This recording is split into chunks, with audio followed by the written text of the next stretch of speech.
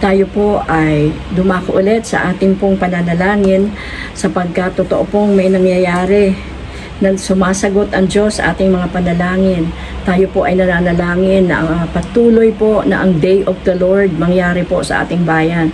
Pag sinabi pong Day of the Lord, this is the Day of the Lord, is yung judgment po, at kasabay na rin yung nandyan po yung reward ng Diyos, because this is the day of the Lord. Nililinis niya po ang lahat para lahat tayo handa, no? Anytime na bumalik ang Panginoon, we as a family would be ready, we as an individual ay makapaghanda, and we as a country na mayroon pong pagkatawag mula sa Panginoon bilang isang righteous nation, isa pong nation na may calling to be a missionary sending nation in Asia and beyond.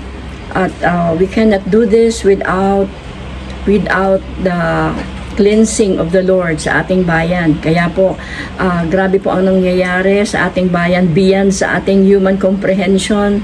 Kung paano nangyayari, it's because napakaraming nagpipray, napakaraming tumatawag sa langit. Sabi po ng banal na kasulatan, naghahanap ang Diyos ng mga taong mag-intercede to stand in the gap between God and man, between God and the nation. Parang katulad po sa panahon ni Abraham na nag-bargain siya sa Diyos na huwag pong susunugin ang Sodom and Gomorrah sa kabila po ng sodomy, sa kabila po ng kasalanan ng Sodom and Gomorrah.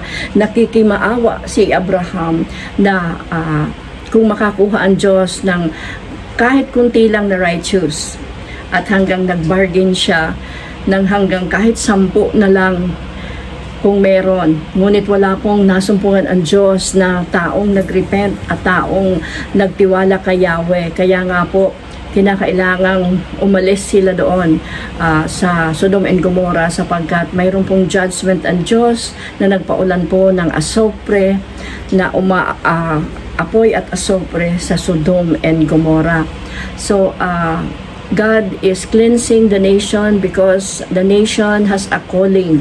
We have a calling to bring forth the light all over the world. And so, this nation is being purged and fire. At para tayong ginto na kung saan kinakailangang dumaan po sa apoy para kuminang at patuloy pong makita ang beauty at ang halaga nito. Sabi po sa Psalms 25, "The earth is the Lord's, and all its fullness, the world and those who dwell therein. For He has founded it upon the seas and established it upon the waters." Ang earth po ay ginawa ng Diyos.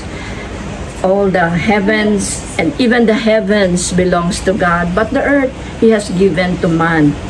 But itong earth, ang pinaka-final authority pa rin po ang Diyos. Kaya po, nakikita natin ang supernatural na pagkilos ng Diyos maging po sa bayang Pilipinas sa mga oras na ito.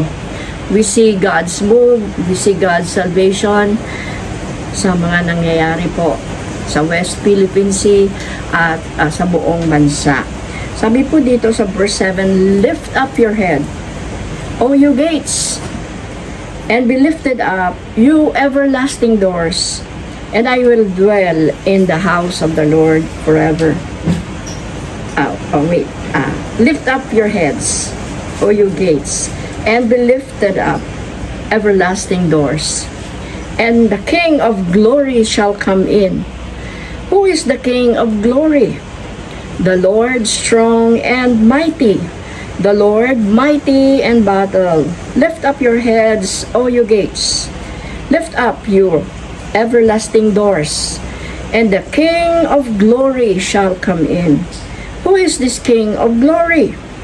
The Lord of hosts, He is the King of glory.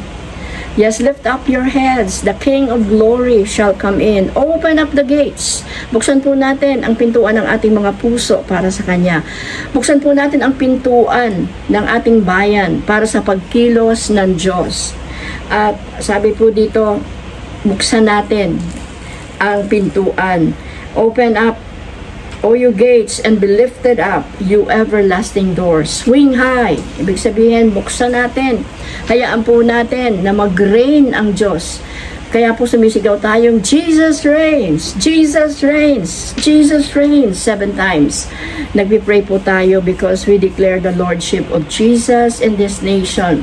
Because kung ang Panginoon ang siyang maghari, at kung ang Panginoon ang siyang itinataas po natin, nire-recognize natin siya bilang Diyos, ay He will show Himself strong. No? Ipapakita niya ang kanyang lakas, ipapakita niya ang kanyang himala, ipapakita niya po ang patuloy niyang pagkilos. And so dumako po tayo sa panalangin. Ano man pong mga kahilingan natin, wala pong imposible sa Diyos, imposible sa tao, pero wala pong imposible sa Diyos. Sa ilang pong sandaling natitira sa ating programa, samahan niyo po ako sa pananalangin. O Diyos na makapangyarihan, nagpapasalamat po kami sa iyong mga salita na nagpapaalala sa amin. O Diyos na buksan namin ang aming mga puso, buksan namin ang aming bayan, ang aming bansa. Maghari ka sa aming bayan, sa aming bansa, Panginoon, maghari ka. Na mga tao ay humingi ng tawad, Panginoon, sa kanino man, O Diyos, ang kanilang pagsamba. Sabi mo, Lord, who is this King of glory? The Lord God Almighty. Ikaw lamang, O Diyos, ang tanging Panginoon na dapat itaas po ng aming bayan. At patuloy po namin binubuksan, Ama, ang gates, O God, the gates, O Lord God, ng aming pong mga puso sa iyo. Sabi mo, Lord, sino man ang makarinig ng iyong pagkatok sa pintuan ng aming mga puso, at kung sino man ang magbukas ng kanilang puso para sa iyo, ikaw ay papasok, Panginoon, at mananahan doon. Yes, Lord, dwell in us, Lord God, dwell your Shekinah glory, your ever presence, Lord God, sa aming lahat. Panginoon, nagpapasalamat po kami sa iyong patuloy na pagkilos sa Kongreso, pagkilos sa Senado, Panginoon, sa bawat ahensya ng gobyerno, Panginoon. Lord, that you are moving mightily, Lord God, that in this season and time, patuloy na magkaroon ng expose ng mga bagay, Panginoon, na dapat ma-expose. And Lord, thank you. You're doing it, Lord God, so strongly sa aming bayan. Actually, Lord, we are excited kung ano pa yung mga sunod mong lilinisin at gagawin sa aming bayan. For one thing is sure, O God, that your power, O God, supersedes everything. Sabi sa iyong mga salita, the earth is the Lord's and all its fullness, the world and those who dwell therein. For He has founded it upon the seas and established it upon the waters. O Lord, patuloy ka pong maghari ka, Panginoon, sa buhay ng aming pong mga namamahala ng aming gobyerno. Pagkalooban mo po ng patuloy, O Diyos, na wisdom ang aming presidente kung ano po yung dapat niyang gawin. Father God, in situations like this, Lord God, pagkalooban mo siya ng wisdom mula sa iyo. And bigyan mo siya ng mga mabuting taong nakapalibot sa kanya. Ilayo mo siya, Lord, sa mga tao, Panginoong deceiver, mga tao, Panginoon, mayroon pong hindi magandang agenda para sa aming bayan. O Diyos na makapangyarihan, sa lahat dalangin namin ang aming presidente, 10 ng kanyang sambayan, na sila'y gamitin mo, Panginoon, sa bayang ito, na ang bayang ito ay maproteksyonan, Panginoon, again sa mga masamang tao at sa masamang dealing, sa mga masamang transaction, even, Lord, mga masamang pag-uutang, o Lord God, ikaw po ang patuloy na magbigay ng wisdom sa Bangko Sentral at sa lahat ng nagmamanage, Panginoon, ng monetary system ng bansa, na mamanage nila, O Diyos, ang mga utang ng aming bayan upang wag pong mabaon sa utang ang bayang ito. Kaya, Panginoon, patuloy pong dalangin namin ng justice at kalinawan, Panginoon, kung sino man po, O Diyos, ang mga nagsalakam, o kaya, Lord, sino po yung nagpasasa sa pera ng bayan. And Father, continually righteousness reign in this country, Lord God, that you will continually expose and clean, O God, this country, O God. Patuloy mo, Panginoon, lilipulin ang anumang espiritu ng korupsyon, Panginoon, sa aming bayan.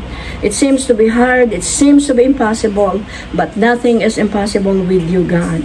Thank you, Lord. At Panginoon, dalangin po namin maging sa kaso ng Vice Presidente. Ikaw po ang patuloy, Ama, magbigay ng kalinawan, Father God, that there will be, O God, unity. Unity, Panginoon, sa mga namamahala sa aming bayan.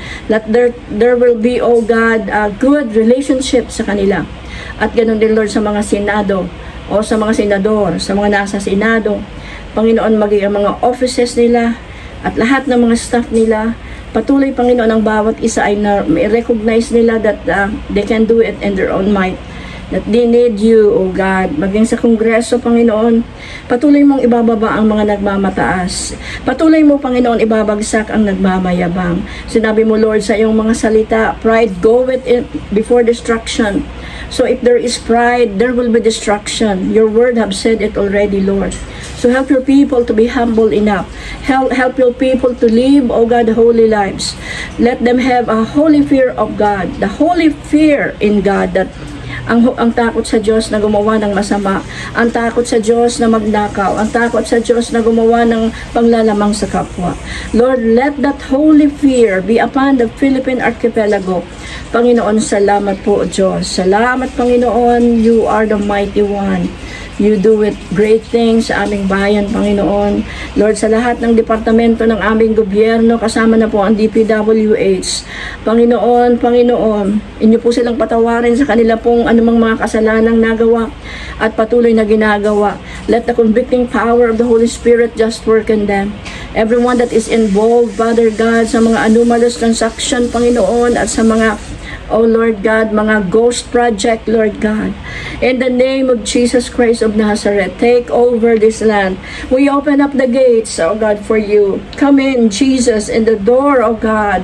We open up the gates, oh God, to you, oh Lord. So we lift up our heads, oh God, to you. And be lifted up, oh God, you everlasting doors. For the King of glory shall come in. Who is this King of glory?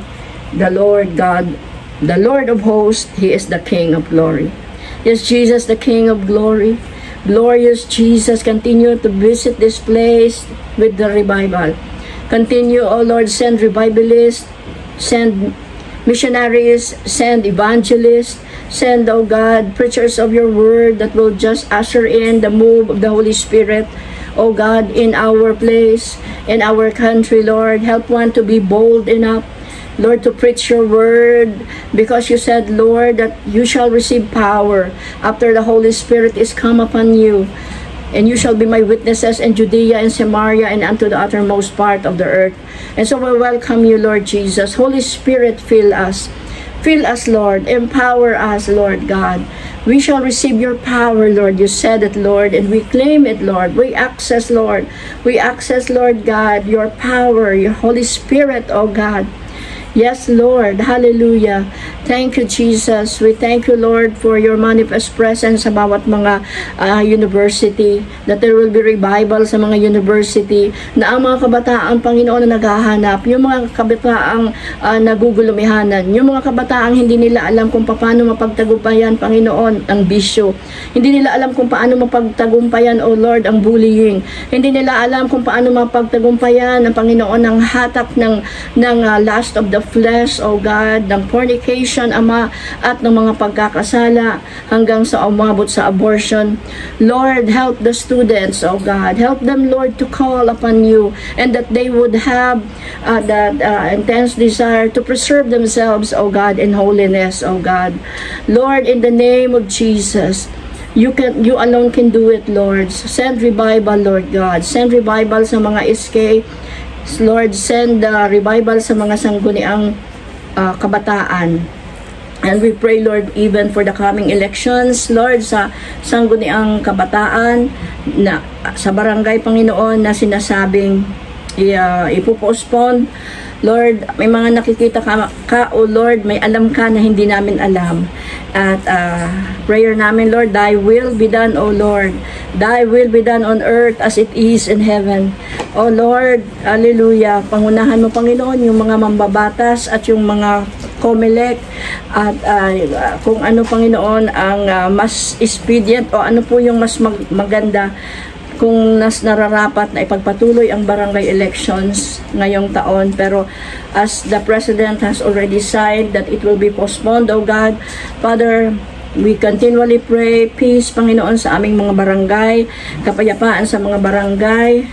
Panginoon, na patuloy pong maging peaceful ang mga barangay sa Luzon, Visayas at Mindanao.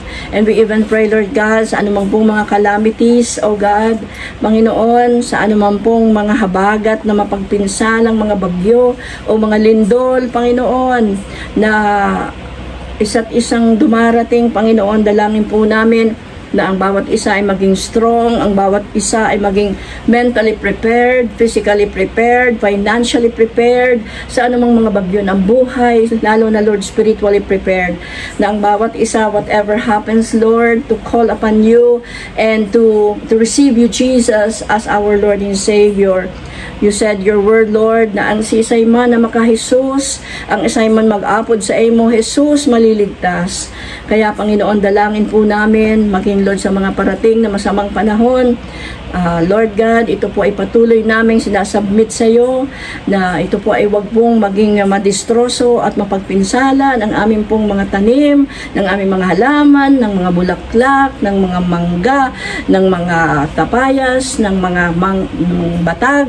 Lord, at dalangin po namin ang iyong favor upon, Lord, sa mga magsasaka ng niyog, magsasaka ng mga palay at mga mais, mani, talong, mga nagtatanim ng ampalaya, Lord God.